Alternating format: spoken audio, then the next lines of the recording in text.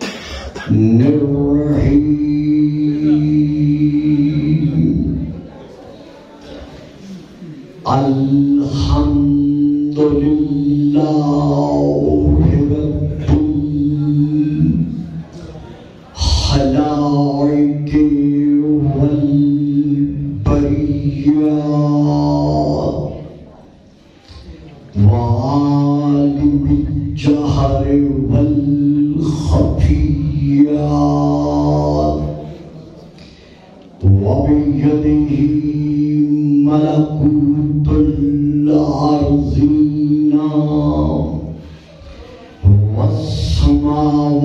والسماوات والصلاة والسلام على النبي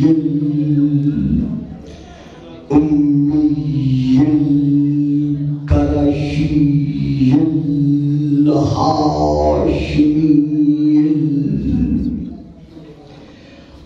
الأبتهي المكي المدني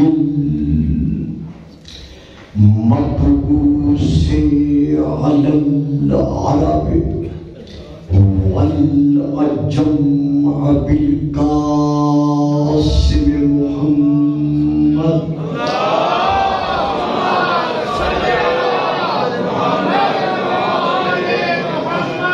وعلى آله الطيبين الطاهرين المعصومين الشاكرين الصابرين الراشدين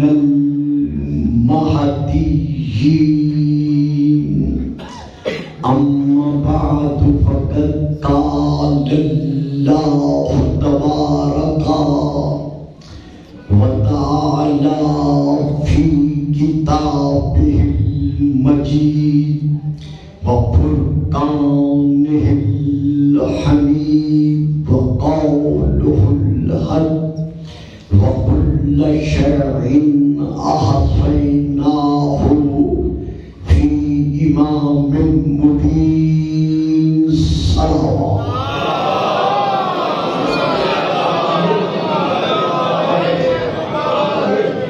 بابا انٹھے وہاں سے آگے آئے ادھر آئے یہ بچوں کچھ نہیں کہتی آ جائے آؤ جی آؤ آگے تشریف لے آؤ نعرہ تکبیر اللہ نعرہ رسالت یکزباں کے نعرے حیدری حسینیت یزیدیت آواز بلند صلوات اللہ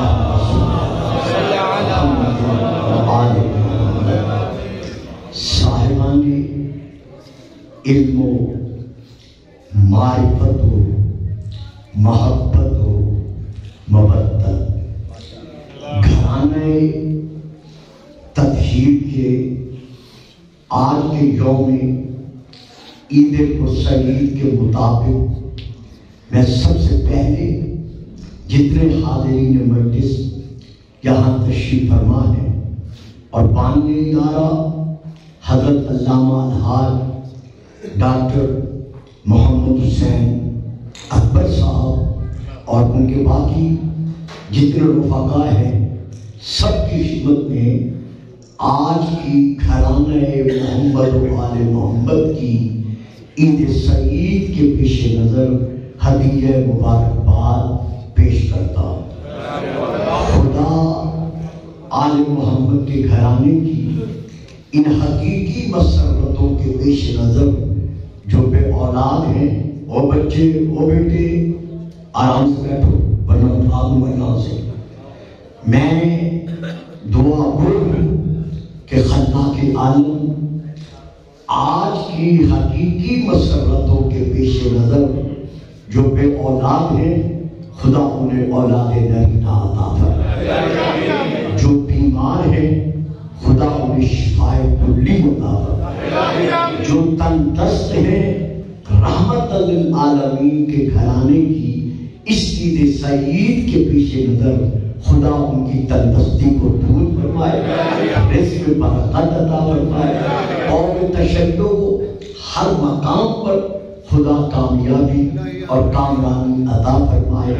اور اسی گھرانے کے صدقے میں ہمارے حضرت علامہ ڈاکٹر محمد حسین اکبر صاحب کے والدین مرحومین مغفورین اور دیگر اس گھرانے کے اور آپ کے اپنے اپنے گھرانوں کے جو افراد اس وقت ہمارے درمیان موجود نہیں ہے، خدا ان کے درجات بلند فرمائے اور وارث امن اور امام زمان علیہ السلام کا ظہور عطا کرے، اور یہ پاکستان ظہور القائم علیہ السلام تک اسی طرح قائم و دائم رہے۔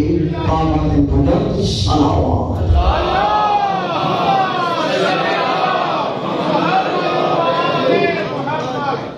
دیکھیے، اگر کوئی عزیز، کوئی سامع جو تقریر بعد میں سوال فرماتا ہے، یا اب کسی کے ذہن میں یہ سوال پیدا ہو جائے کہ آپ نے آج کے یوم کو، آج کے دن کو عید سعید کیوں کہا، اگر یہ ذہن میں سوال آ جائے کہ آج کے یوم المبارکہ کو آپ نے عید سعید کیوں کہا ہے، جبکہ نہ یہ یوم عید الفطر کا ہے، نہ یہ یوم عید الاضحیٰ کا ہے، اور نہ یہ یوم کوئی حج الاکبر کا دن ہے، تو پھر آپ نے اس کے باوجود اسے عید سعید کیوں کہا؟ تو حضور گزارش یہ ہے کہ بلا تفریق مذہب و ملت تمام مسلمانوں نے عالم سوا چند ایک کے وہ یہ تسلیم کرتے ہیں کہ انا انزلناہ فی لیلۃ القدر، کہ جس رات میں، جس لیلۃ القدر میں، جس مبارک رات میں ثابت قرآن نازل ہوا ہے، اس رات کو بطور عبادت منانا ہمارے لیے سب سے بڑی عید سعید ہے۔ اب آپ بیٹھے ہیں پیچھے، آگے بیٹھے ہیں بچے، انہوں نے بولنا نہیں، آپ نے پیچھے بیٹھ کر جواب نہیں دینا۔ درود پڑھنا صلوات۔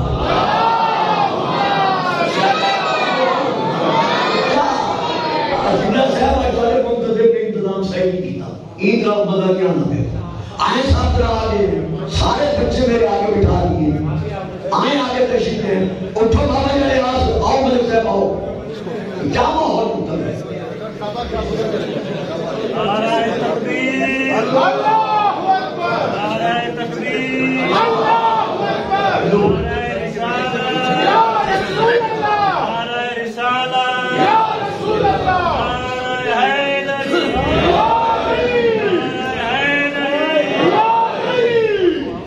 محمد صلوات اللہ صلی اگر یہ سوال کسی سامنے کے ذہن میں آ جائے کہ آپ نے اس یکم رجب کو عید سعید کے نام سے کیوں یاد کیا ہے یا کیوں کہا ہے، تو میری گزارش یہ ہے کہ جس رات میں ثابت قرآن نازل ہوا، میں پھر کرتا ہوں، اِنَّا أَنزَلْنَاهُ فِي لَيْلَةِ الْقَدْرِ، یعنی وہ لیلۃ القدر جس میں ثابت قرآن نازل ہوا ہے، جب اس رات کو بطور عید سعید منانا سراسر عبادت ہے، تو پھر وہ ایام مبارکہ سال کے جن میں ایک ایک ناطق قرآن کا ظہور ہوا ہے۔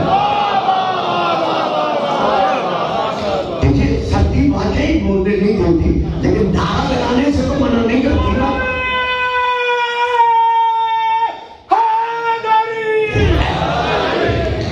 انی تارکن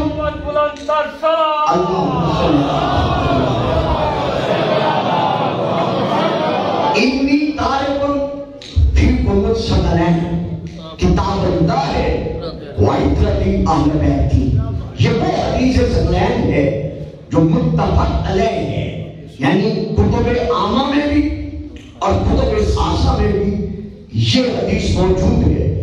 تو اب رسول پاک نے کیا فرمایا کہ میں تمہیں دو چیزیں برابر کی چھوڑ کے جا رہا ہوں، ایک قرآن اور ایک اہل بیت۔ تو پھر جب اہل بیت کو رسول نے قرآن کا قریب قرار دیا ہے، یعنی الگ نہیں رکھا، تو پھر ماننا پڑے گا کہ جس طرح قرآن کے نزول والی رات کو عید کے طور پر منانا عبادت ہے، اسی طرح ہر وہ یوم جس یوم میں اتفاق متحدہ میں سے کسی ایک کا ظہور ہوا ہے، اس یوم کو بطور عید سعید منانا کل بھی معراج عبادت تھی اور آج بھی معراج عبادت ہے۔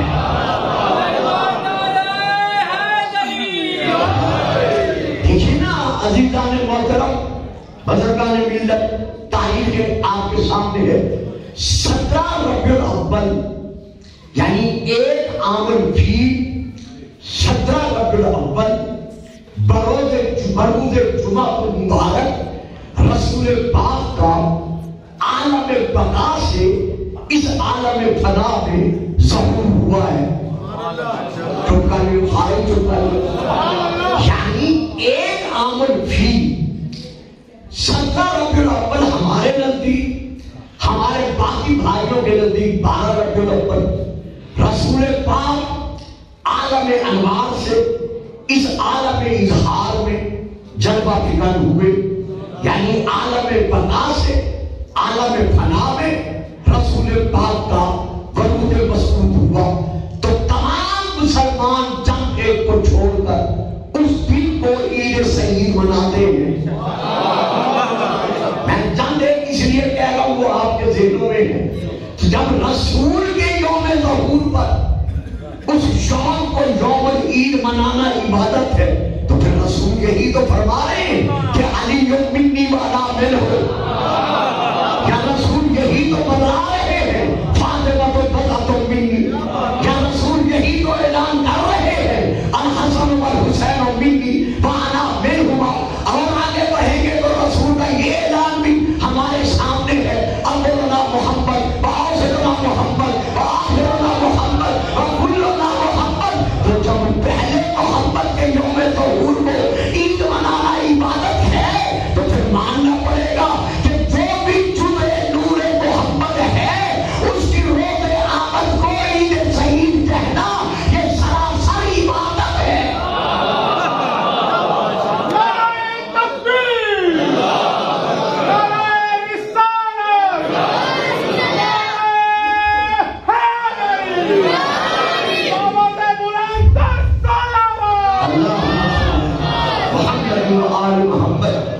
ایک کتاب ہے ہمارے اہل سنت بھائیوں کی، بہت بڑی کتاب ہے جس کا میں نام لے رہا ہوں، اور ہو سکتا ہے وہ کتاب یہاں موجود ہو، اور اس کتاب کے حوالے سے میں یہ عرض کر رہا ہوں۔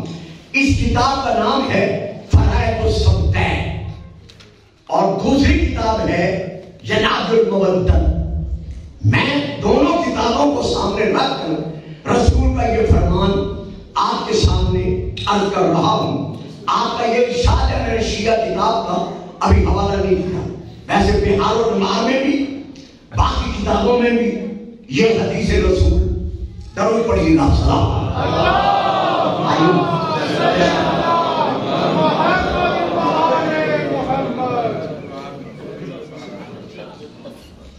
حضور خیریت مزاج میں ہے، درود پڑھیے گا سلام۔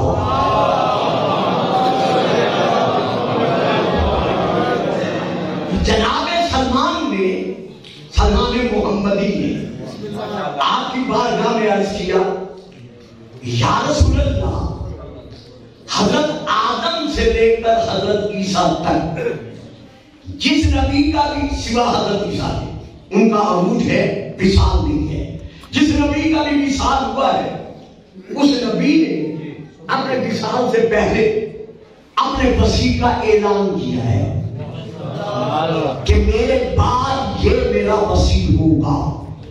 اب آپ فرما رہے ہیں کہ میرے بلائے جانے کا وقت قریب ہو چکا ہے، تو حضور یہ فرمائیے کہ کیا آپ بھی اپنے کسی مسیح کا اعلان فرما رہے ہیں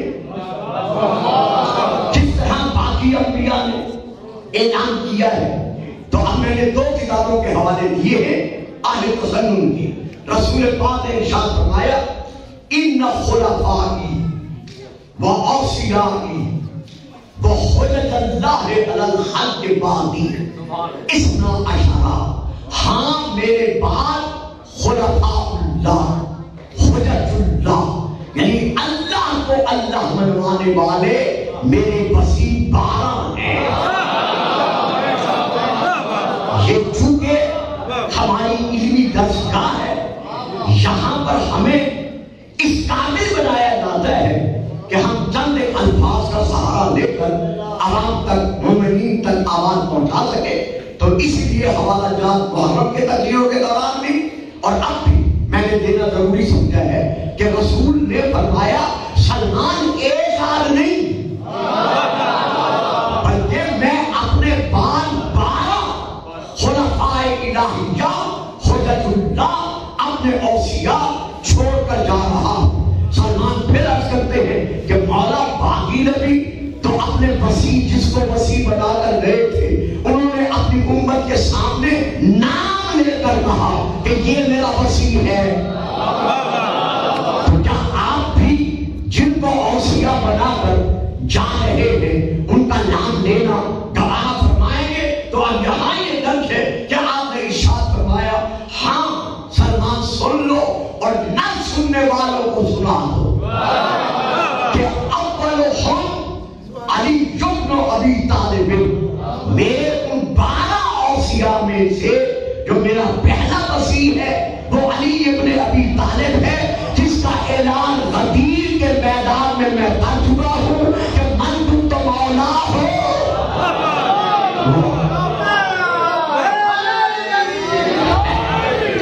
تو میرا پہلا وسیع علی ابن ابی طالب ہے، وآخرہم ولد المہدی، اور میرا آخری جو ہے وہ مہدی ہے، اور اس مہدی کی شان کیا ہے؟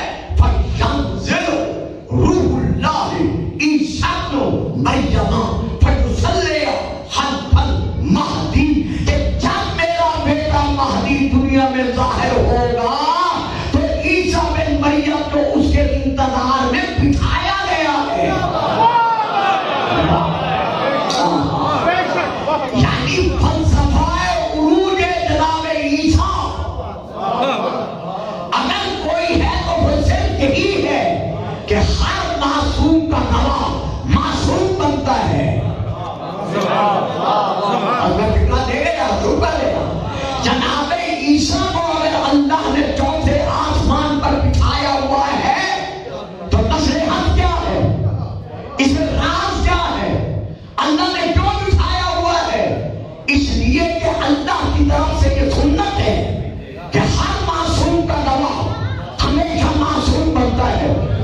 جناب یوسف معصوم، گواہی بچے نے دی معصوم نے۔ جناب بی بی مریم معصومہ، گواہی کس نے دی؟ جناب زکریا نے۔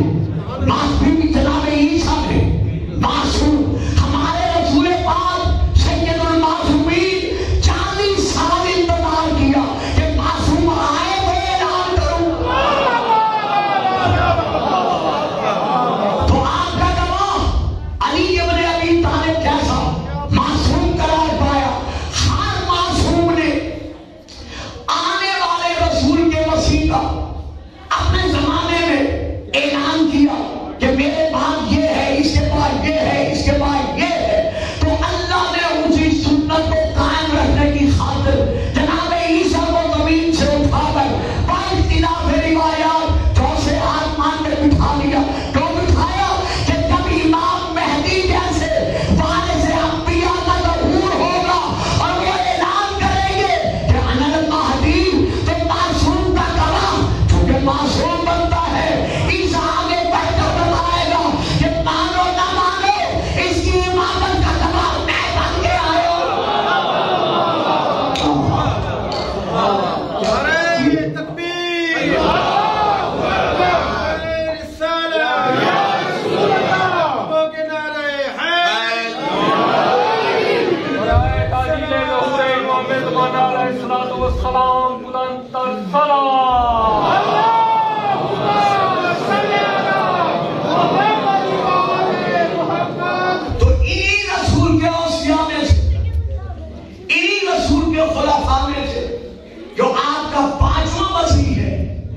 اس کا نام نامی اس میں گرام یعنی معصوم ابن معصوم حضرت باقر العلوم جن سے نسبت دے کر آج کا یہ یوم اس انداز میں علامہ صاحب نے مسرتوں میں تبدیل کر کے ہر ایک اپنے گولی میں اپنی آغوش میں حقیقی مسرتیں لے کر جائے تو آج مجلس کی بجائے اس میلاد کو سامنے رکھا ہے. تو لیکن یہاں میں یہ عرض کرتا چلوں کہ اس امام کا نام باقر نہیں، جنہیں آپ ہم سب امام محمد باقر کہتے ہیں، اگر محمد ہٹا دیں تو ان کا نام باقر نہیں ہے بلکہ باقر لقب ہے جو رسول پاک دیتے گئے ہیں. آپ ذرا خاموش رہیں کہ مجھے پتا ہے میری زندگی گزری ہے اسی میدان خطابت میں، لیکن علماء گواہی دیں گے کہ جناب جابر بن عبداللہ انصاری امان دے کر کہتے تھے گلیوں میں مدینے کی گلیوں میں پھر کر اینا باقر اینا باقر اینا باقر. اور رسول کا پانچواں نائب کہاں ہے جس کے نام رسول انہیں حکم دے کر لے ہیں کہ جابر جب ان کی زیارت کرنا تو کہنا نبیوں کا نبی تجھے سلام دے رہا تھا.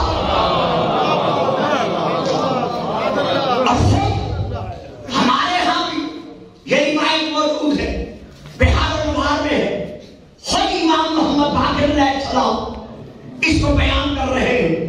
سن 57 ہجری یکم رجب آپ آغوش سیدہ فاطمہ میں فاطمہ بنت الحسن، یعنی آپ دیکھیں دو نور کے دریا کیسے مل رہے ہیں،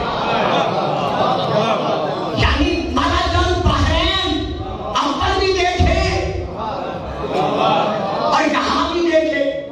یعنی امام زین العابدین کا جو حرم مبارکہ جن کی آغوش سے تربیت بنی جناب امام محمد باقر کی، تو اب ماں کون ہے؟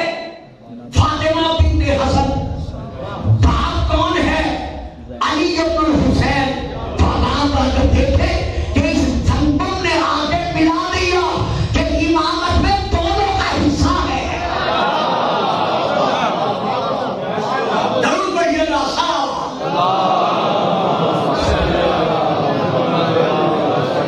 یعنی آپ حسنی بھی ہیں آپ حسینی بھی ہیں. تو آپ خود ارشاد فرماتے ہیں کہ میرے دادا 4 سال رہے ہیں حضرت امام حسین علیہ السلام کی سائے امامت و ولایت میں، جسے آپ تربیت کہتے ہیں. پورے 4 سال امام باقر علیہ السلام امام حسین علیہ السلام کی آغوش تربیت میں رہے. یہاں ایک فکر اور بھی دیتا چلوں، انتہائی ذمہ داری کے ساتھ جو میرا فریضہ ہے میں ادا کر رہا ہوں. جس طرح علی کی پہلی نگاہ، جس طرح سیدہ بطول اعلیٰ کی پہلی نگاہ، جس طرح امام حسن کی پہلی نگاہ، جس طرح امام حسین کی پہلی نگاہ لعاب معصوم بنا ہے. چپ کر گئے آپ. لعاب رسالت معاب بنا ہے، لعاب سید المعصومین بنا ہے. اسی طرح پوچھ لیجیے گا امام باقر علیہ السلام کی پہلی نگاہ لعاب حسین بنا ہے. حسین امینی بانا من الحسین، وہی تاریخ پھر سامنے آ رہی ہے. اچھا مولا کی گداگری کا صدقہ ہے، آج سوچ کے بیٹھا ہوں دھند بڑی ہے، 4 بجے ممبر چھوڑ دوں گا اور نکل جاؤں گا. بعد میں بات آ جاتی ہے اس لیے مجھے لینی پڑ جاتی ہے. میں پھر یہاں عرض کرنا کرنا چاہتا ہوں، ہر معصوم نے آنے والے معصوم کو زبان سے پہلے لعاب کی غذا کیوں تھی؟ دیکھیں نا، اسی لیے میں نے بچے ہٹائے، وہ ناراض تو ہو گئے ہوں گے میرے اپنے بچے، لیکن یہ باتیں ایسی ہیں جہاں آپ چپ کر جاتے ہیں بچے کیسے بولیں گے؟ کیوں رسول پاک نے حضرت علی کو اپنی زبان چسائی، پہلی غذا اپنا لعاب کیوں تھی؟ امام حسن کو، امام حسین کو، اسی طرح میرا ایمان ہے، میرا عقیدہ نہیں ایمان ہے، سیدہ فاطمہ کو کہ پہلی غذا لعاب رسالت کیوں ملی ہے، یا خود حضرت امام محمد باقر علیہ السلام کو کہ پہلی غذا لعاب حسین کیوں ملی ہے۔ اب علی سے دیکھیں کہ علی کیا فرماتے ہیں، جب آپ نے منبر پر دعویٰ کیا سلونی سلونی قبل ان تفقدونی، اور شاہ بن صوبان نے کھڑے ہو کر یہ عرض کیا کہ مولا آدم سے لے کر عیسیٰ تک کسی نے یہ دعویٰ علمی نہیں کیا، آپ کر رہے ہیں، تو یہ علم آپ نے کہاں سے لیا؟ تو علی کیا جواب دیتے ہیں؟ ہذا لعاب رسول اللہ،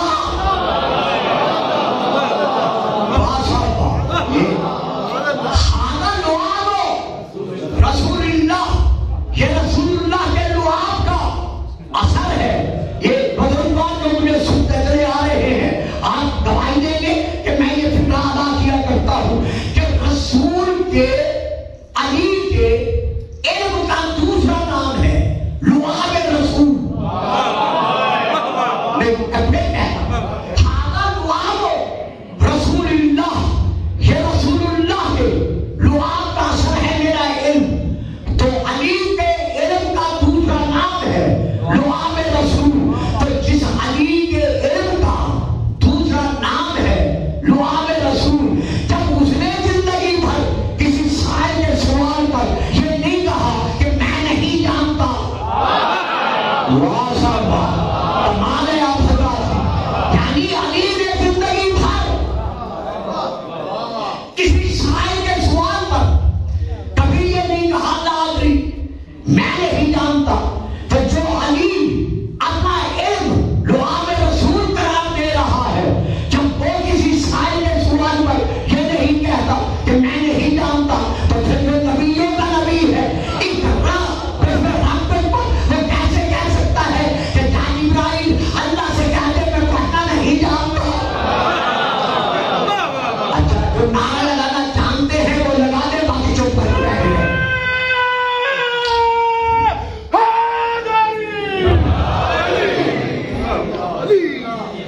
تو یہ لعاب نہیں دیا جا رہا،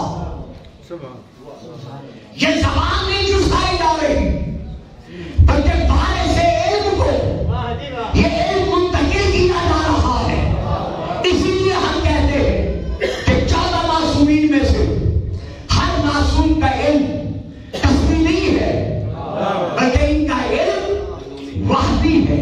تو حضرت امام باقر علیہ السلام کا جو اس میں کلامی ہے وہ باطل نہیں، آپ جس طرح باعث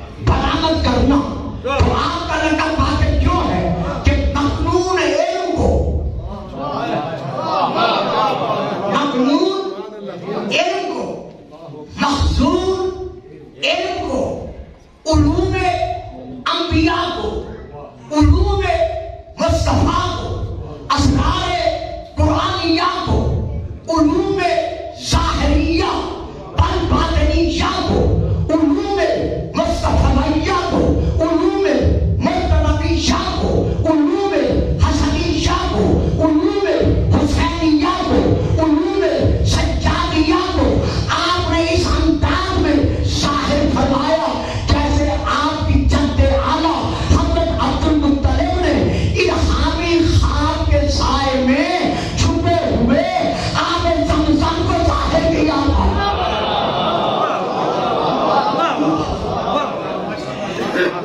جس طرح آب زمزم نے اس دور میں جب جناب عبد المطلب نے ظاہر فرمایا تھا مردہ زمینوں کو زندہ کیا، اسی طرح امام محمد باقر العلوم نے اپنے علم سے دور ملوکیت کے سائے میں جو ضمیر مردہ ہو چکے تھے اپنے علم کے سائے میں ان کو زندہ کیا، ان کو زندگی بخشی۔ یہی وجہ ہے درود پڑھے صلوات۔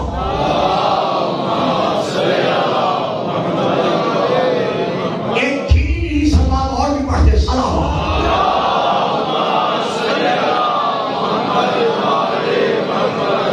آپ کے علم کا یہ مقام ہے کہ حضرت علامہ فخر الدین رازی کو اپنی تفسیر کبیر کی جلد نمبر 32 میں الکوثر کی تفسیر لکھتے ہوئے 10ویں دور کے سائے میں یہ لکھنا پڑا کہ الکوثر اولادہ قالوا لأن هذه السورة انما نزلت ردا على من آبه علیہ السلام، کہ یہ جو سورۃ الکوثر ہے یہ نازل اس لیے ہوئی ہے کہ اللہ نے اس سورت کو نازل کر کے یہ بتا دیا کہ جو رسول کو بے اولاد ہونے کا طعنہ دیتے تھے ان کو یہ معلوم ہو جائے کہ میں نے محمد کو ایک بیٹے کا نہیں، 2 بیٹوں کا نہیں، 5-10 بیٹوں کا نہیں، اِنَّا أَعْطَيْنَاكَ الْكَوْثَرَ، میں نے کثیر اولاد کا باپ بنا دیا ہے۔ اب میں اس کی تفسیر میں نہیں جانا چاہتا، کئی مرتبہ بیان کر چکا ہوں، آج ہی کے اعتبار سے میں آگے بڑھنا چاہتا ہوں۔ وہ کہتے ہیں کوثر سے مراد کیا ہے؟ رسول پاک کی اولاد ہے، رسول کو اللہ کثیر تعداد میں اولاد بخشی تاکہ جو بے اولاد ہونے کا طعنہ دے رہے ہیں ان کو اللہ یہ جواب عطا فرما رہا ہے۔ اور اس کے بعد وہ پھر کے لکھتے ہیں کہ اللہ یعطیہ نصر یبقون علی مر الزمان۔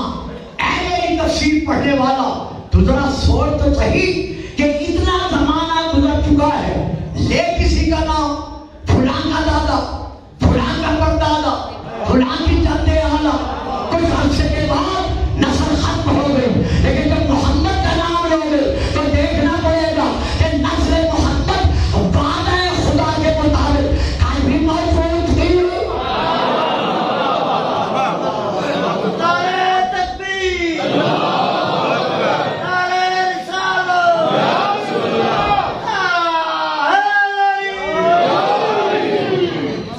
اس کے بعد ایک بڑا اچھا فکرہ لکھا ہے، دیکھیے اعتراضات کا ہونا اور بات ہے، ان کی کافی تحریر تفسیر میں ایسی جو ہمارے لیے قابل قبول نہیں ہے، لیکن اس کے باوجود جو انہوں نے یہ فکر لکھا ہے میں اس پر کافی حد تک اپنے مومنین کو یہ سنایا کرتا ہوں کہ مولانا علامہ فخر الدین رازی نے یہ لکھ دیا ہے کہ انما نزلت ردا علی من آبہ علیہ السلام بعزم اولاد، فرمانا انہ یعطیہ نصر یبقون علی مر الزمان۔ اس کے بعد لکھتے ہیں فانظر کم قتل من اہل البیت ثم العالم منطلع منہ۔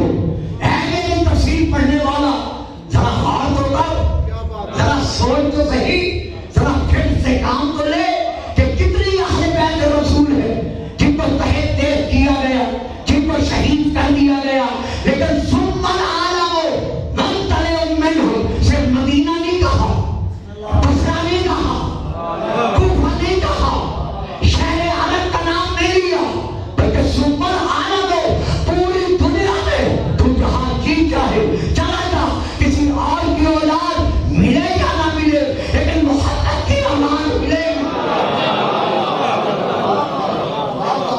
سارا عالم اولاد محمد سے چھلک رہا ہے.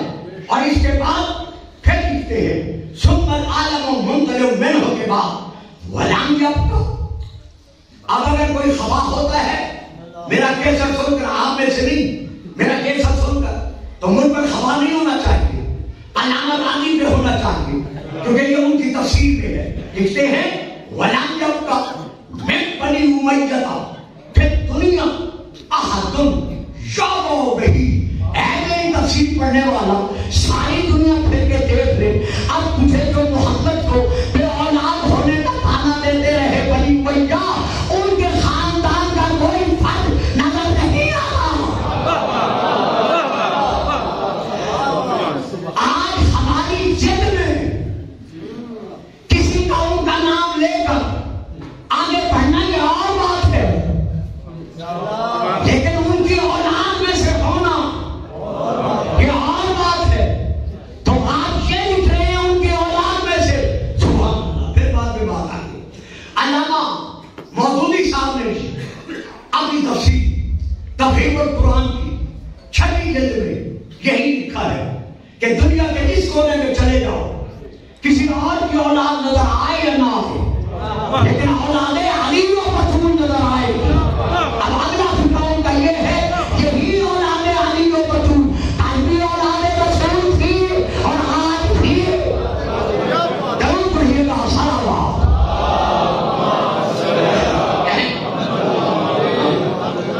سن منظور اے میری تفسیر پڑھنے والا، پھر غور کر، پھر فکر کر، پھر میری تفسیر کو پڑھ کے اندازہ لگا کیا کام فیہ من العقابر والعلماء. یہ اولاد رسول ہی تو ہے. ذرا دیکھ تو صحیح کہ ان میں کس قدر اکابرین دین اور علماء دین گزرے ہیں. کون کون؟ یہ آگے جو انہوں نے نام لیے ہیں، اسی نام کی خاطر میں نے یہ پوری عبارت پڑھی ہے. کل باغر بل صادق بل کاذب بل حساب. ہاں مولانا ذرا جگا دیں گے، انہیں ذرا جگا دیں. آپ کے پہلے میں سو رہے محمد والے بیت محمد بے شک سونا میں سونے، لیکن سونے کا وقت ہو، سونے سے کبھی منع نہیں کرتا. پڑھیے گا صلوات. میں چیز کے پڑھ رہا ہوں اور وہ سو رہے ہیں. ضرور پڑھیے صلوات.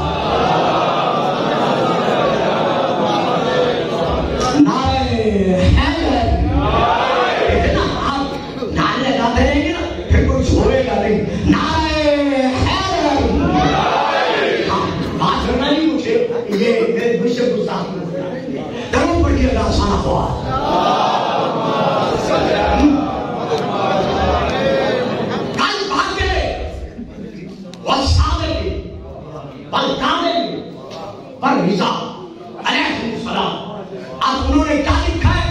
علماء. یعنی دیکھو میری تفسیر پڑھو کہ اس تفسیر میں میں یہ باتیں کر رہا ہوں کہ جیسا علم اولاد رسول نے دیا ہے،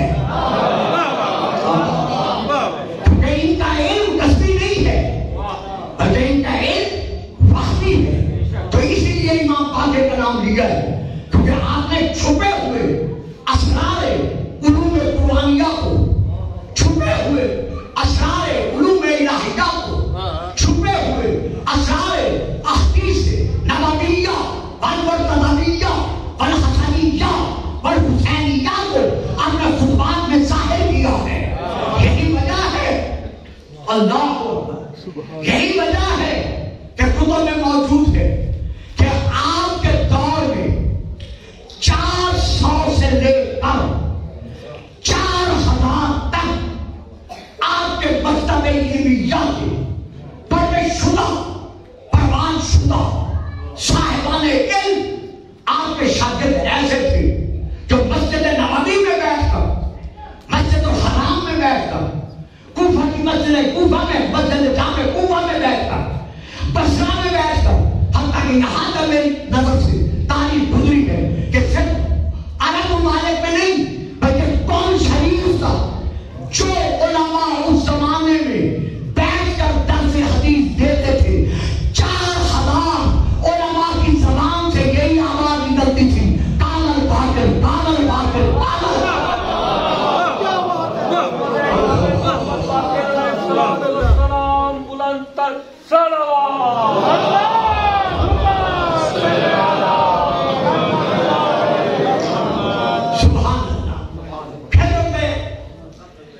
جن کا نام لینے کی اجازت نہیں تھی، ماضی کا دور امام باقر علیہ السلام سے ذرا پیچھے جائے اور ماضی کے الفاظ پر نگاہ ڈالیں. جب علی کا نام لینا گردن زدنی کے مترادف تھا، نام لینے کی اجازت نہیں تھی. رکھے میرے ساتھ قرآن پوچھے علماء سے کہ جو بھی مومن ہوتا علی کے وسیلے سے رسول کی کوئی حدیث سنانا چاہتا تھا، وہ علی نہیں کہتا تھا، مولا علی کا نام نہیں لے سکتا تھا، وہ کہتا تھا ابو زینب. زینب کے باپ نے یہ کہا، یا وہ کہتا تھا ابو تراب نے یہ کہا. آپ سوچتے نہیں، خیال نہیں کرتے کہ جس دور میں علی کا نام لینا جرم بن چکا تھا، اعلان تھا کہ جو محبت علی کا دعویٰ کرتا ہے اس کا گھر لوٹ لو، اس کی بہو بیٹیوں کو، ماں بہنوں کو کہیں سے بلا کر لے آؤ، اس کا جینا حرام کر دو. اللہ اکبر. لاکھوں نہیں، کروڑوں نہیں، اربوں نہیں، کھربوں نہیں، جتنے سلام پیش کر سکتے ہیں رات دن علیہ السلام کہہ کے ہم امام باقر اور امام صادق کی بارگاہ میں سلام پیش کر رہے ہیں. یہ ان کے بخشے ہوئے چشمہ علوم کا اثر ہے کہ جہاں چلے جاؤ نام علی گونج رہا ہے.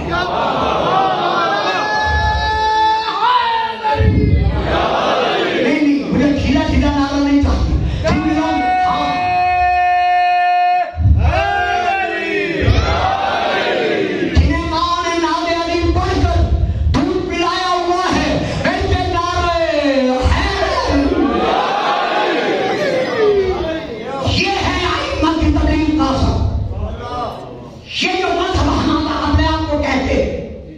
امام جعفر صادق کے نام سے نسبت دے کر کہ ہمارا مذہب کیا ہے، امام صادق کے نام سے نسبت رکھتا ہے. حالانکہ یہ کوئی نیا نہیں ہے، یہ وہی ہے جو رسول نے دیا، جو علی نے بخشا، جو حسین دے کر گئے. ہاں، نام نہیں لوں گا، آگے بھی نہیں بڑھوں گا. ایک دور وہ بھی آیا مسجد نبوی میں نبی کی حدیث پڑھنے سے روک دیا گیا. اجازت نہیں تھی کہ یہاں بیٹھ کر حدیث کی تشریح کرو، حدیث کی تفسیر کرو. اب تمام صاحبان علم ہیں، مجھے ذکر کرنے کی تفصیل ضرورت نہیں ہے. جس مسجد میں رسول پاک خود بیٹھ کر علی اور صاحب نے آنے والے اوصیاء کے فضائل بیان کرتے رہے، اسی مسجد میں ممنوع قرار دے دیا گیا کہ ان کی شان میں اگر کوئی حدیث ہے، بلکہ مطلقاً حدیث، اس کی اجازت نہیں ہے. جب تک ہم اجازت نہ دے اس کی کوئی تفسیر مسجد میں بیٹھ کر بیان نہیں کر سکتا. تو جس مسجد میں ان کے نام لے کر حدیث بیان کرنا ممنوع تھا، آج اسی مسجد سے امام باقر علیہ السلام کے زمانے میں کونے کونے سے آواز آ رہی تھی، قال صادق، قال باقر، قال صادق، قال.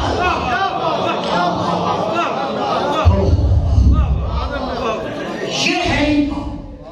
اللہ تعالیٰ نے اس مذہب کو زندہ رکھنا تھا، اس قوم کو قائم رکھنا تھا. لہذا یہ زمانہ ان دونوں اماموں کو میسر آیا اور اس میں انہوں نے تبلیغ کی، اور اس تبلیغ کے اثر سے ہم دیکھتے ہیں کہ جتنے صحابہ آپ کے اس وقت کے موجود تھے، چیلنج تھا آپ کے ان شاگردوں کا، اس زمانے کے تمام علماء کو، کہ جو ہمارے مقابلہ میں اپنے لیے دلیلیں رکھتا ہے، یا وہ اپنی دلیلوں سے ہمیں قائل کرے یا پھر ہم قائل کرنے کا دعویٰ کرتے ہیں. تو اب ان میں سے چند ایک نام ہیں جو میں لے رہا ہوں. نمبر 1 ابان بن تغلب، جنہیں تغلب بھی پڑھا جاتا ہے. یہ ہے پہلا نام امام کے شاگردوں میں سے جو قابل فخر شاگرد تھے، ابان بن تغلب. دوسرا نام جابر بن یزید جوفی علیہ الرحمہ. تیسرا نام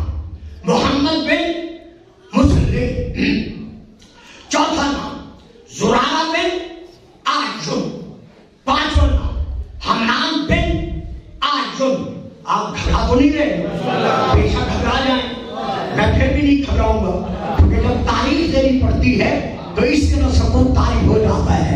درود پڑھیے صلوات. اچھا ڈھیلی صلوات اور بھی پڑھ لیں بچوں، مل کے ذرا درود پڑھو.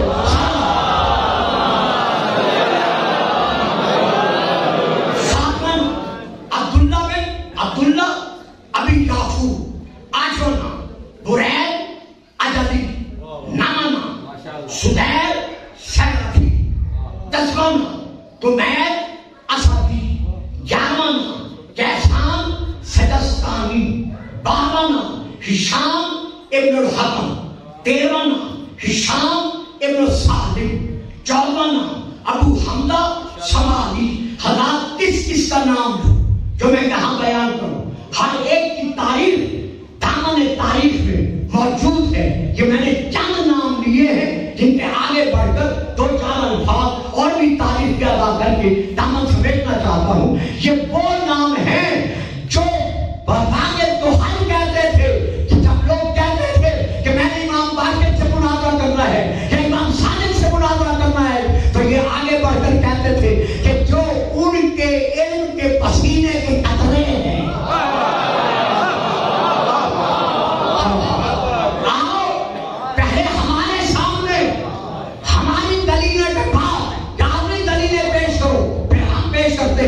جب تم یہ سمجھ لو کہ ہم تمہیں جواب نہیں دے سکتے، اب اس کے دروازے پر جانا جس کے جواب کا کوئی جواب نہیں.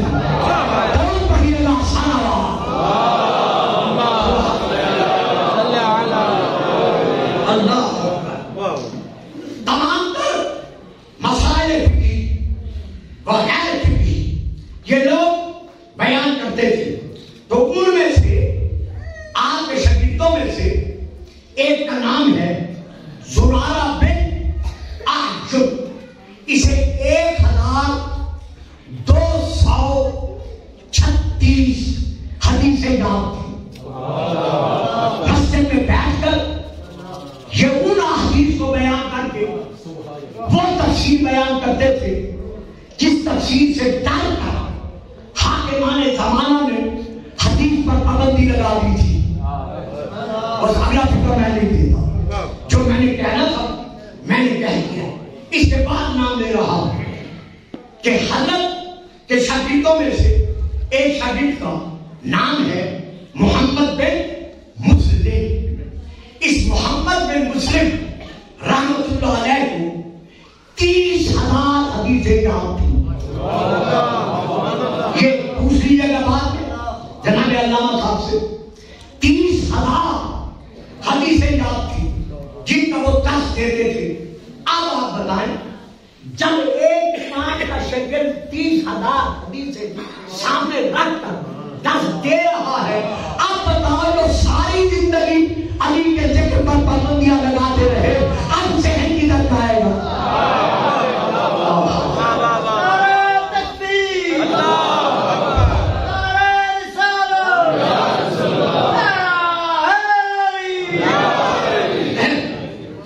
اسی طرح حضرت محمد بن مسلم رحمت اللہ علیہ ایک ہی نشست میں ایک ہی وقت میں دیکھیں ذرا آپ ساتھ یہ ہم مجالس میں اگر تعریف نہیں دیتے تو اس لیے نہیں دیتے کہ مجمع میں سکھایا جاتا ہے دھکا گزرتے پتہ نہیں چلتا.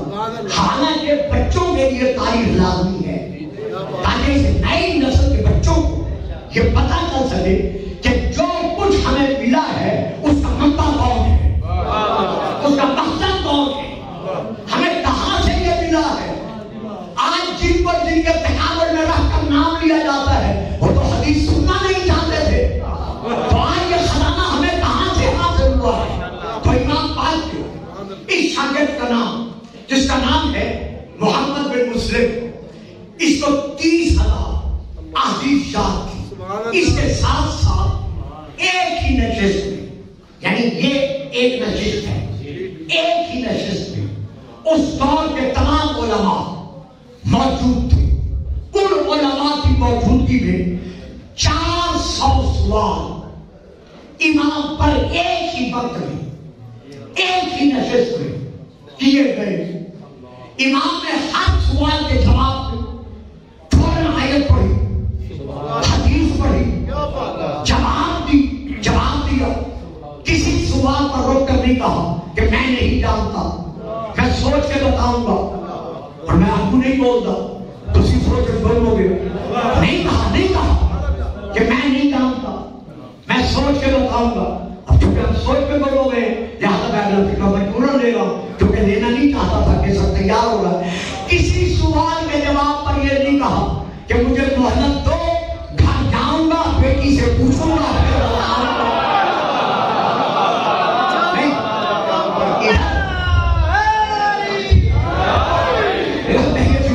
دینا نہیں چاہتا تھا، مگر آج بھی خبر چیز مجھے دینا پڑ گیا.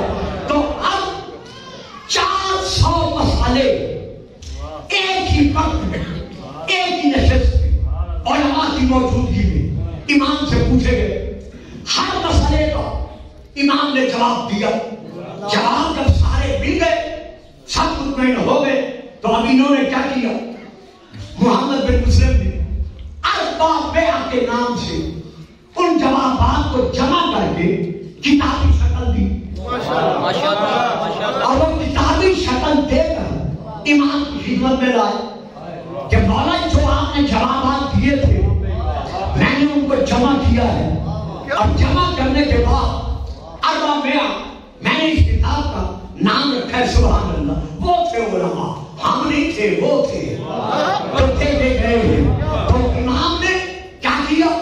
وہاں اسی کتاب پر امام نے سگنیچر کیے، دستخط کیے، جسے ہم امضا کہتے ہیں. دستخط کرنے کے بعد امام نے اس کتاب کا نام رکھا خزینۃ العلم. یہ ہے وہ علم جو اس دور سے لے کر ہماری جو کتب ہے جن کا نام ہے کتب اربع، کیا شکوہ کیا ہے، کیا گرا کیا ہے، زندگی گزر گئی ہے مولا کی گداگری میں.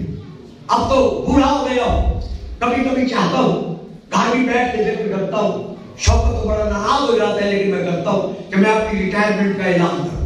بہت میں نے بسر کر دیا ہے، خطابت میں وقت دے دیا ہے. دکھ ہوتا ہے کہ اگر ممبر سے آج کوئی ایسی بات لے کر کھڑا ہو جائے جس کی ضرورت ہے، کہا جاتا ہے کہ نعرہ تو لگا نہیں، لوگ تو خوش ہوئے نہیں.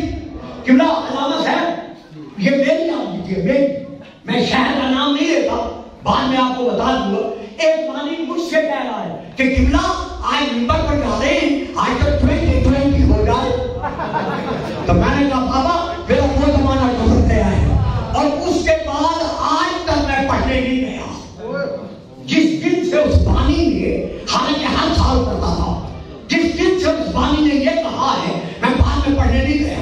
میں نے اسے ٹیلی فون پہ جواب دیا ہے کہ جس کے ذہن میں 2020 ہو وہ محمد و آل محمد کا طرز کہاں سے لے سکتا ہے؟ نہیں کرنا ہے حیدر درود پڑھیے گا سلام.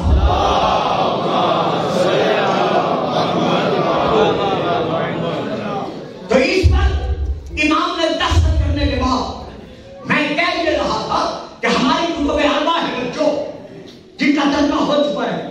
اصول کافی ترجمہ موجود ہے، من لا یعلمہ الفقیہ ترجمہ موجود ہے، استفسار، تہذیب لو، خرید کرو، ان کو پڑھو تاکہ پتہ چلے کہ رسول پاک اور محمد و آل محمد اپنی احادیث میں ہمیں کیا لے کے رہے ہیں. تو اب اس کے بعد چاہتا ہوں کہ میں جلدی سے اس کو ختم کروں چونکہ مجھے صبر کرنا ہے. اسی طرح آپ کے ایک شاگرد ہیں جن کا نام ہے حضرت جابر بن یزید جوفی، جن کا نام میں پہلے فہرست میں لے چکا ہوں، جن کے متعلق خود حضرت امام صادق علیہ السلام نے فرمایا ہے کہ یہ ہمارے مومنین میں بحر العلم ہے.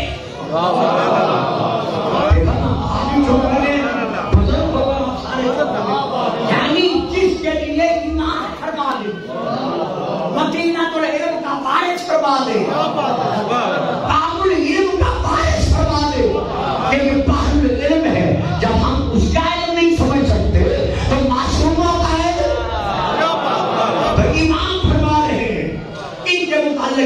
کہ یہ بحر العلم ہے، کیونکہ اس نے اپنوں میں اور غیروں میں بہتر امام پاک کی حالات احادیث کا ترجمہ اور تشریح بیان کی۔ اب جو بات سنانے کے قابل ہے وہ یہ ہے کہ نور علم باطن کے سائے میں مولا کی طرف سے انہیں 90,000 احادیث یاد تھی۔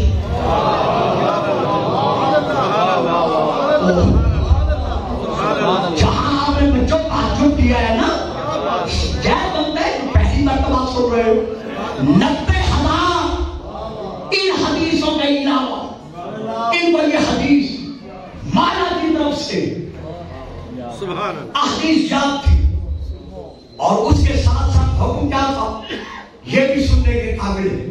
احادیث تو یاد تھی نہ پہلا، ان باقی حدیثوں کے علاوہ امام نے فرمایا جابر مولا ہو، فرمایا عام لوگوں میں ہماری ان حدیث میں سے کوئی حدیث بیان نہ کرنا۔ مولا کوئی خاص وجہ ہے؟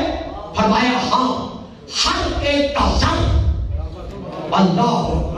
اگر آپ کبھی گھرانے کا وعدہ نہ کریں تو کبھی امام رضا پہ بھولوں گا۔ مولا نے اگر مجھے زندگی دی تو میں بتاؤں گا کہ مولا نے مامون کے دربار میں اور اس زمانے میں کس طرح خطبات پڑھ کر کس طرح تشریح کی آیات اور احادیث کی، لیکن گھبرا جاتا ہوں کہ آپ چپ کر جاتے ہیں، اس لیے سب کچھ خاموشی سے سینے میں لے کے کچھ پڑھ کے واپس چلا جاتا ہوں۔ یہاں 90,000 یہ کوئی معمولی بات نہیں ہے، فکر سن لینا اور بات ہے، لیکن امام نے اس کے ذہن کو ایک بولتی ہوئی لائبریری بنا دیا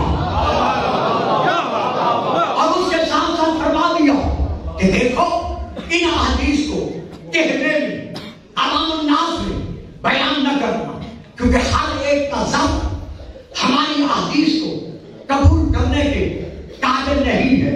کہیں ایسا نہ ہو لوگ تمہیں دیوانہ کہیں اور مجھ پر کس کا الزام لگائیں، تو ان حدیث کو بیان نہ کرنا۔ اچھا بولا سمعنا وأطعنا، آپ نے فرما دیا میں اطاعت کروں گا۔ کچھ دنوں کے بعد واپس آیا، سر کے بال کھلے ہوئے، داڑھی کے بال ادھر سے اترے، آنکھوں میں آنسو ہیں، رخساروں میں آنسو گر رہے ہیں، دیوانہ بال مولا کے آگے قدم چھوئے، ہاتھ چھوئے۔ فرمایا جابر یہ تمہاری حالت کس نے بنا دی؟ کیا کسی نے کچھ کہا ہے؟ کہا نہیں مولا کسی نے کچھ نہیں کہا۔ تو یہ دیوانگی کا حالت جو ہے، کہتا ہے مولا جو آپ نے مجھے 90,000 حدیثیں دے کر فرمایا ہے کہ بیان نہ کرنا، مولا اب میرا سینہ برداشت نہیں کرتا۔ میری بات شاید میں سمجھا نہیں سکا۔ مولا وہ حدیثیں جو میرے سینے میں معزن سمندر کی طرح موجود ہیں اور آپ نے فرما دیا ہے کہ ان کو بیان نہیں کرنا، مولا نے سوچ سوچ کر کہ کہاں لے جاؤں، کس کو بتا کہ میرے مولا کا یہ مقام ہے، محمد والے محمد کی یہ شان ہے۔ مولا میں بوڑھا ہو گیا، مولا نے اپنے آپ میں نہیں کہا مولا اپنی امامت کا واسطہ مجھے اجازت دو میں یہ بیان کروں۔ فرمایا سن، اگر بیکار ہو گیا بیان کرنے پر تو پہاڑوں میں چلا جاؤ، غاروں میں منہ کا بڑی چوک بھی سکتے، پہاڑوں میں چلا جاؤ، غاروں میں منہ کا، بیامانوں میں چلا جاؤ، وہاں کے کنووں میں منہ کا، منہ رکھ کر کر کے آواز دے، اے یہاں کے رہنے والی جمعدار نمکدار حشرات الارض ہماری مخلوق، اے یہاں پر اللہ کی طرف سے محکم بن کر رہنے والے فرشتوں سنو، مدینہ العلم کے بارے سے یہ کہا ہے، یہ کہا ہے۔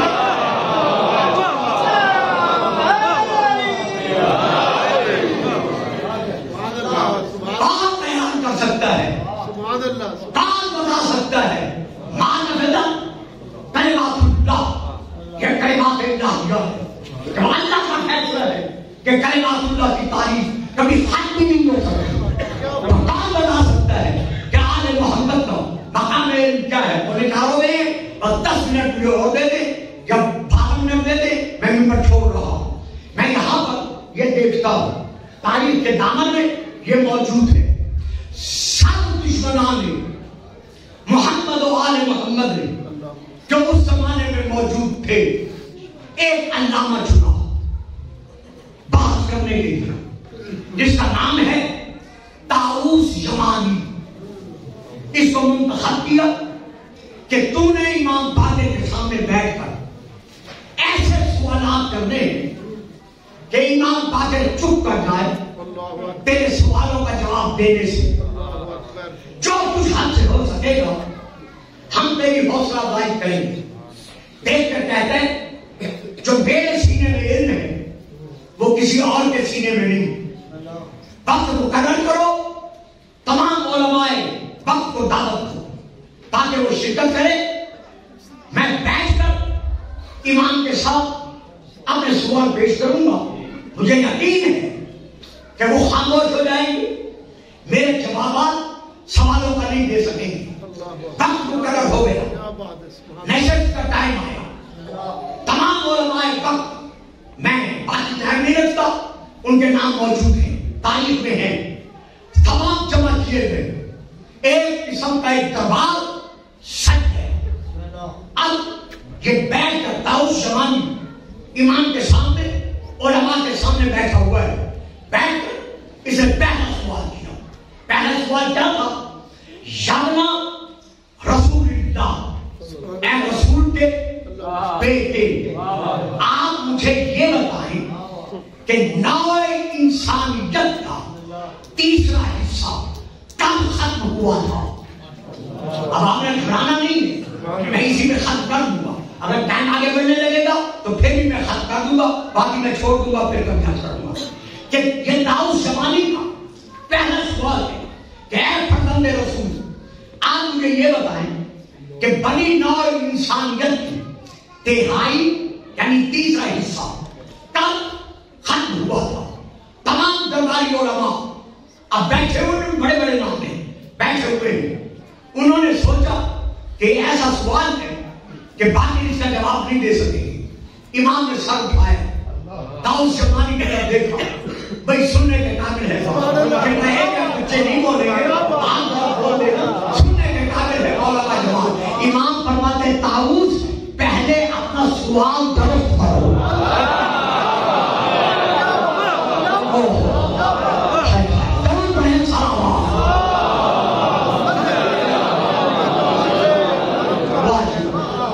امام فرماتے ہیں طاؤوس پہلے اپنا سوال درست کرو. یہ ٹھیک ایک قسم کا اس کو کھینچا رہا کہ اتنے بڑے علماء کے دربار میں مجھ سے یہ کہہ دیا گیا ہے کہ اپنا سوال درست کرو. کیا میں سوال بھی غلط کر بیٹھا ہوں؟ جب یہ گھرایا امام نے اس کی طرف دیکھا، فرمایا ہاں تمہارا سوال صحیح نہیں. بیٹا نہیں کرتے تو کبھی واجب نہیں کرتے تو ورنہ بیٹا ہوا. امام فرماتے ہیں اپنا سوال درست کرو. یہ حیران ہوا، گھرایا کہ یہ کیا ہو گیا؟ میں اتنا بڑا علامہ علامت العصر اور میرا سوال غلط ہو گیا. امام فرماتے ہیں گھبراؤ نہیں، تم نے کہا ہے تہائی کب ختم ہوا تھا؟ جب کہ اس وقت روئے زمین پر، زمین کے سینے پر 4 فرد تھے. ایک حضرت آدم، ایک اپنا حوا، ایک حابیل علیہ السلام اور ایک کابیل ملعون. 4 تھے. تو جب کابیل نے حسد کے سبب جناب حابیل علیہ السلام کو شہید کر دیا تو اب تہائی ختم نہیں ہوئی، چوتھائی ختم ہوئی.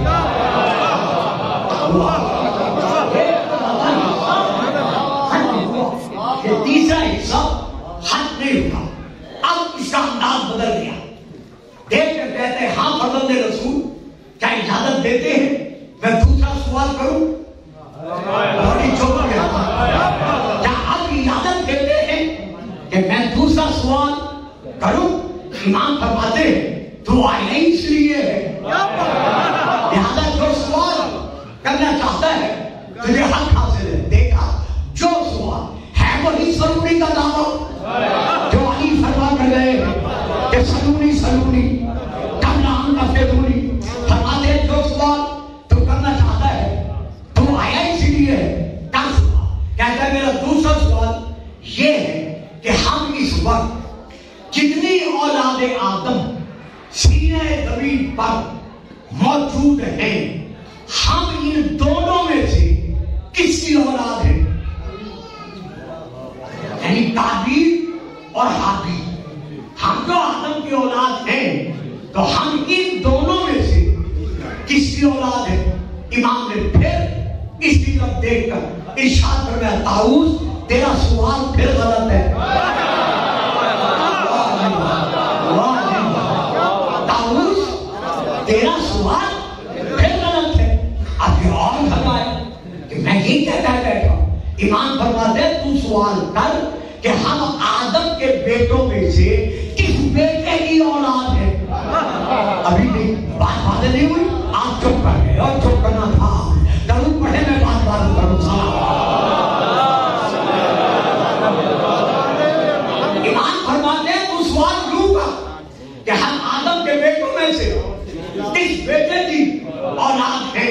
ہاں سن، حابیل اور قابیل آدم کے دونوں بیٹے، ہم ان دونوں بیٹوں میں سے کسی کی اولاد نہیں۔ واہ نہ حابیل کی اولاد ہے نہ قابیل کی اولاد ہے۔ تو آپ کے پھر حیران ہو کر بے ساختہ کہنے لگا کہ یہ بھی تو بتا دے کہ ہم کس کی اولاد ہے؟ فرمایا آدم کے بیٹے شیت علیہ السلام کی ہم اولاد ہیں۔ اب اسے پتا چل گیا کہ میں کہاں بیٹھا اور کیسے آ گیا ہوں۔ یہ چونکہ آ گیا تھا جب کوئی کہیں بٹھا دیا جائے، رات بیٹھنا نہ چاہے لیکن بیٹھ رہے ہیں نا، چلو ضرور پڑھ کے سنا۔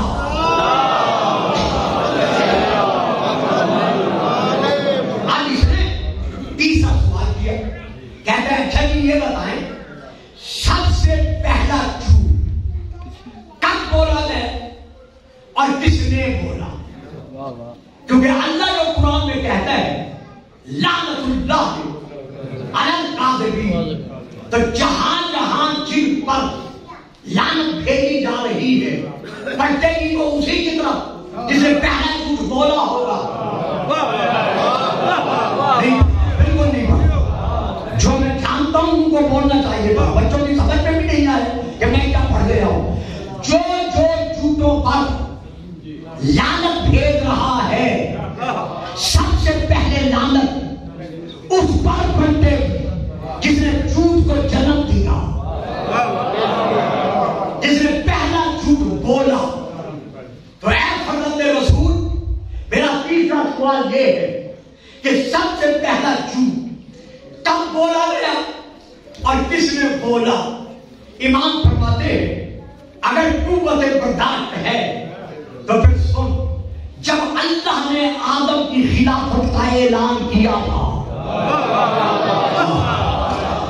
اور ابلیس ملعون نے آدم کو سجدہ کرنے سے خلیفۃ اللہ ماننے کا انکار کر کے سجدہ کرنے سے تعظیمی سجدہ تعبدی نہیں انکار کر دیا، تو اللہ نے کیا فرمایا تھا؟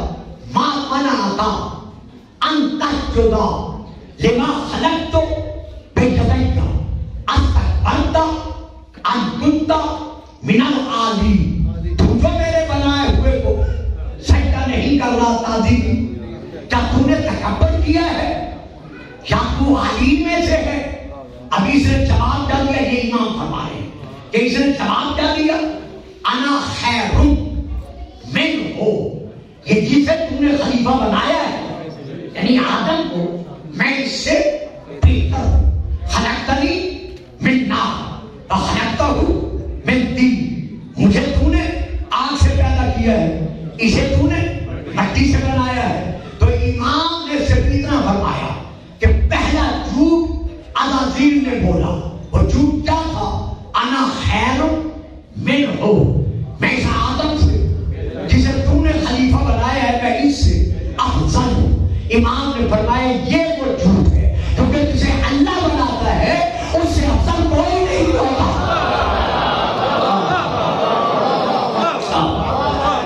تو یہ اس کا پہلا جھوٹ ہے، پہلا جھوٹ بولنے والا یہ عزازیل ہے جس نے یہ کہا کہ انا خیر منہ۔ اب تو قبلہ میں نے تفسیروں میں پڑھا ہے وہ یہ ہے، اس کا یہ جھوٹ امام کے فرمان کی تفسیر تفصیل میں اس کا یہ جھوٹ اس پر بھی مبنی ہے. اس نے کہا بیٹا دیکھو ایک طرف ٹوپی والے میں تمہیں دوسری مرتبہ کہہ رہا ہوں تیسری مرتبہ اٹھا دوں گا.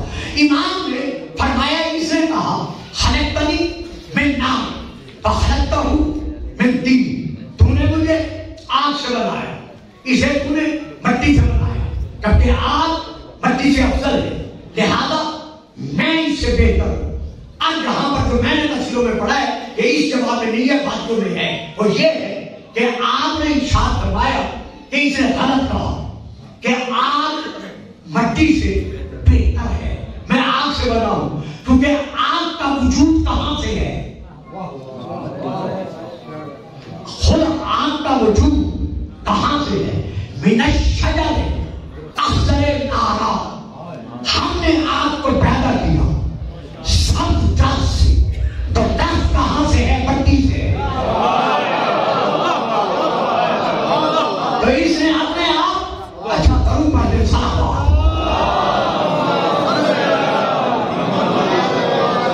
چھوڑ دوں یا ایک دو سوالات اور پڑھ دوں؟ بڑے کم لوگوں نے کہا ہے بسم اللہ. اچھا کروں پڑھے صاحب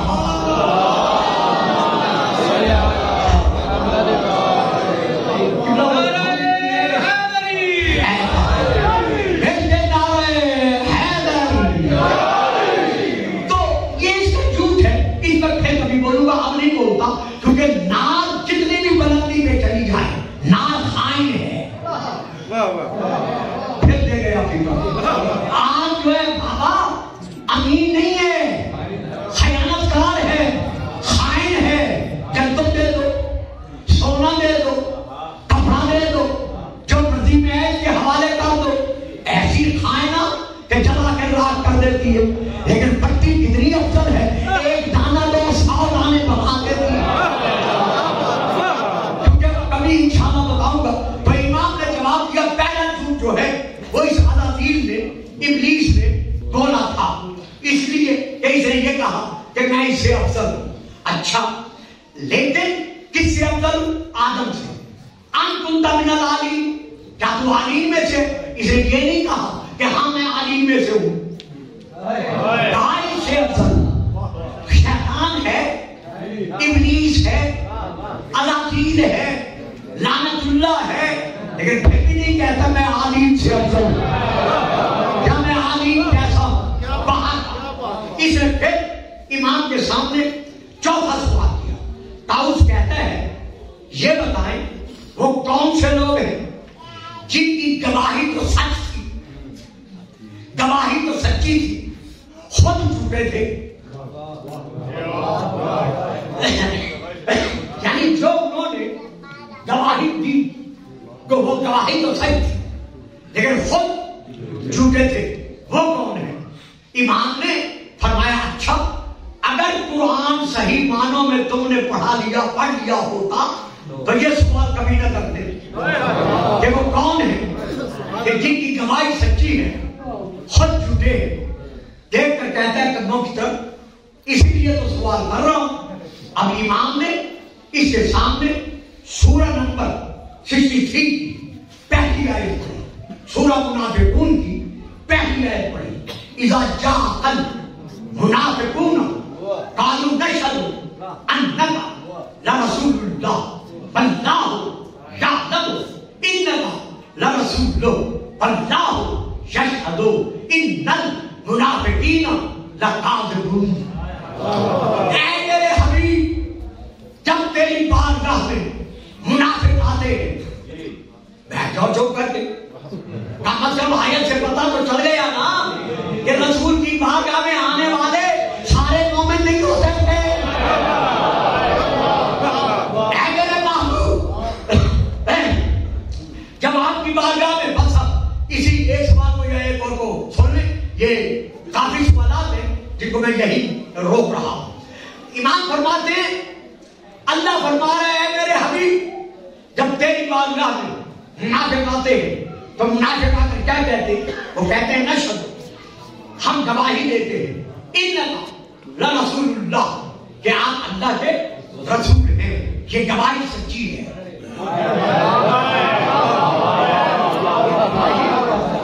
سچی ہے کہ وہ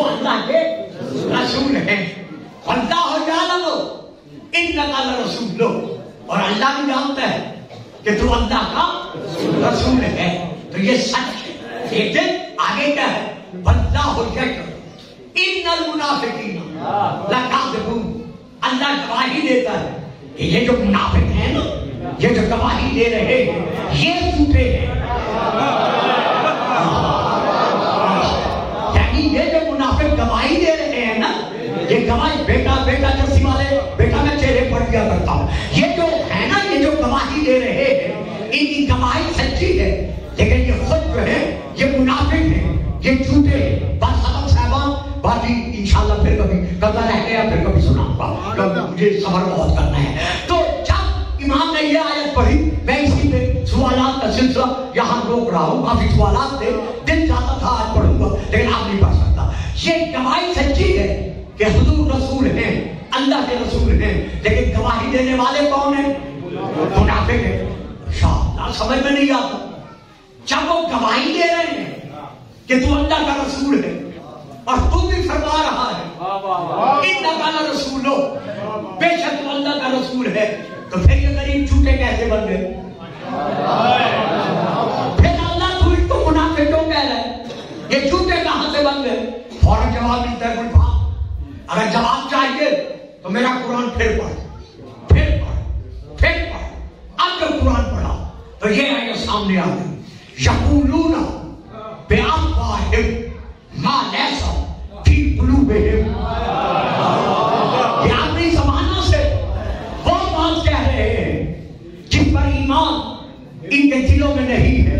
यानी ज़बानों पे और है, दिलों में और है। अच्छा, दिलों में क्या नहीं है? फिर आए कालतिल आराबु आमन्ना कुल लम तुमिन वलाकिन कुलू अस्लमना फलम्मा यदखुलिल ईमानु फी क़ुलूबिकुम। मेरा हबीब, ये कुछ ऐसे अरबी लोग भी हैं जो तेरे पास बैठकर, करीब बैठकर, आगे पीछे बैठकर, कालतिल आराबु आमन्ना, जो तेरी बारगाह में बैठकर ये नारा लगाते हैं, आमन्ना, हम ईमान लाए। मेरा हबीब, तू तो चुप कर जाता है ना, लेकिन मैं चुप नहीं करता। अगर मैं भी चुप कर जाऊं तो आने वाली नस्लें यही समझेंगी कि मोमिन ऐसे होते हैं। मैं चुप नहीं करता।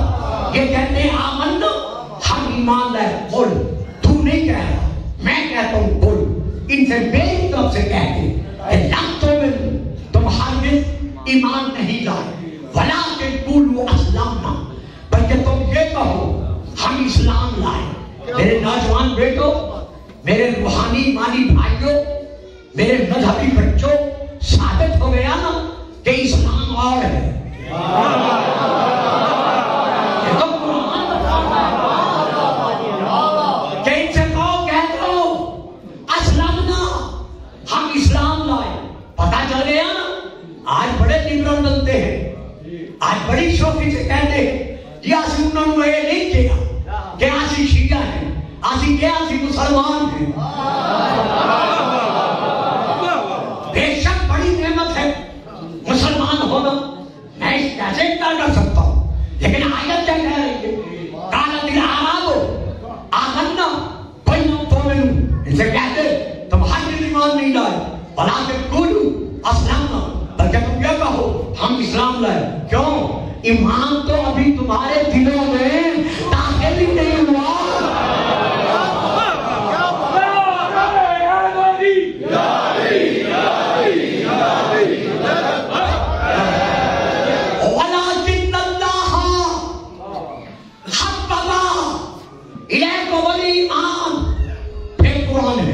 और इसी आयत पर और दो फिक्रों में खत्म कर रहा हूं, मतलब बोलता रहूंगा तो फिर बोलता रहूंगा। ईमान, जितनी खुशकिस्मती पर नाज कर सकते हो, जितने मुकद्दर की बुलंदी पर नाज कर सकते हो, सुनो, ये जो तुम्हारे दिलों में ईमान की मोहब्बत है ना, ये तुम्हारी तरफ से नहीं है, ये तुम्हें अल्लाह ने दी है। ये ईमान की मोहब्बत जो तुम्हारे दिलों में है, ये अल्लाह की बख्शी हुई मोहब्बत है। माँ वो दुआएं दो, ये अल्लाह की बख्शी हुई मोहब्बत है जो तुम्हारे दिलों में है। किसकी मोहब्बत है? ईमान की। ईमान क्या है? ईमान क्या है? जब ईमान की तारीफ पर आओगे तो تو علامہ سے پوچھ لیجیے گا، یہ آپ کو نیچرل بلاغہ کا وہ خطبہ نکال کر دکھا دیں گے جس میں خود حضرت علی نے ایمان کی تعریف کی ہے کہ ایمان کی تعریف کیا ہے۔ میں نہیں پڑھتا، میں ایمان کی تعریف میں صرف اس حدیث کا سہارا لیتا ہوں جب رسول پاک نے میدان خندق میں جانے والے علی کی طرف اشارہ کر کے فرمایا کہ اے میرے صحابیوں ذرا دیکھ کر تو بتاؤ میدان میں کون جا رہا ہے، ذرا دیکھ کر تو بتاؤ کہ میدان میں کون جا رہا ہے۔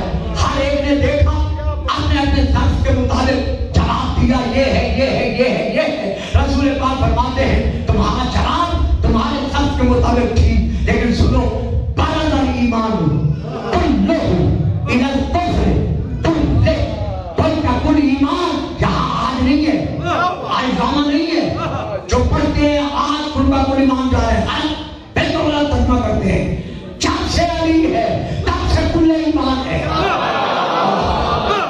برد الایمان کلہ الی الکفر، اور کہیں ہے الی الاسلام، اور کہیں ہے شرک، ہاں الی الشرک، کہیں شرک ہے کہیں کفر ہے، اس کی طرف کل کا کل ایمان جا رہا ہے۔ تو رسول نے علی کو کیا کہا؟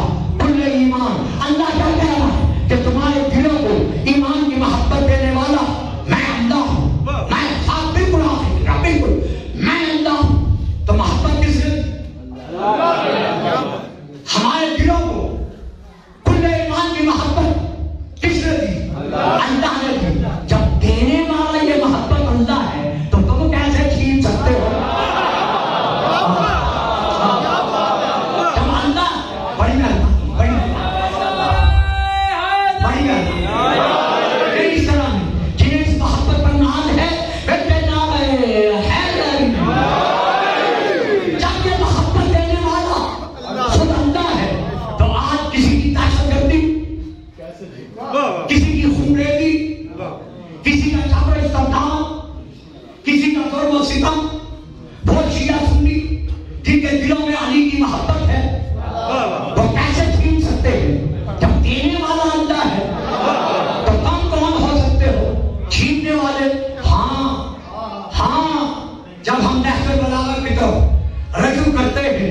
لسان اللہ ہی زبان کے ساتھ علی خط ارشاد فرما رہے ہیں، سبحان اللہ۔ آپ فرماتے ہیں اگر میں علی مومن کی ناک پر تلوار مار کر کہوں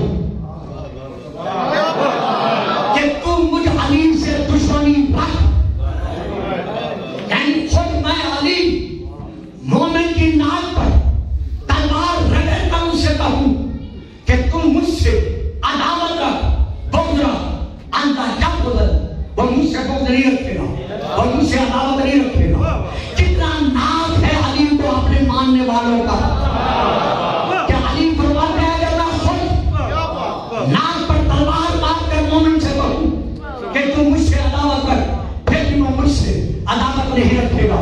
وَلَا سَبَرْتُ الدُّنْيَا بِجَمَّاتِهَا عَلَى الْمُنَافِقِ عَلَىٰ أَن تُحِبَّنِي يُحِبَّنِي، اگر میں پوری دنیا سمیٹ کر منافق کے سامنے رکھ دوں اور مجھے کہوں کہ تم مجھ سے محبت کر، پھر بھی وہ مجھ سے محبت نہیں رکھے گا۔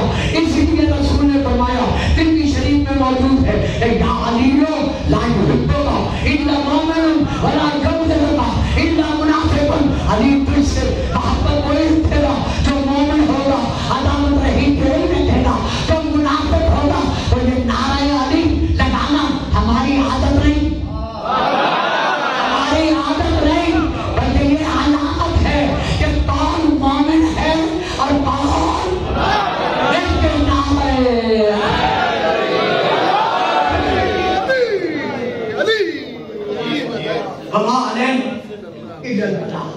اللہم نحن نسألک زیادة فی العلم، صحة فی الجسم، برکة فی الرزق، نور فی القلب، طول فی العمر، طابة قبل الموت، راحة عند الموت، مغفرة بعد الموت، نجاة من النار، دخول فی الجنہ، برحمتک یا ارحم الراحمین۔ یا الہ العالمین، گھرانے اہل بیت کی آج کی حقیقی خوشیوں کے پیش نظر جو گودیاں بے اولاد ہیں ان گودیوں کو آباد ہیں، جو بے اولاد ہیں انہیں اولاد نرینہ عطا ہو۔